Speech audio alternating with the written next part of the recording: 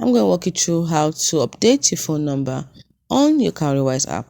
First thing you need to do is open up the Cowrywise app, that is launch it, and then you tap on your profile icon at the top left corner. Then you tap on profile. Next thing you're going to do is tap on security actually. So once you get security, you get access to your verified information like your email address, your BVN.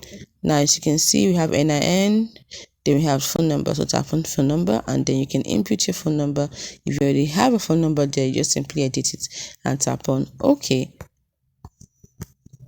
Let's say my phone number is blah blah blah blah blah blah blah blah blah. And then you tap on OK.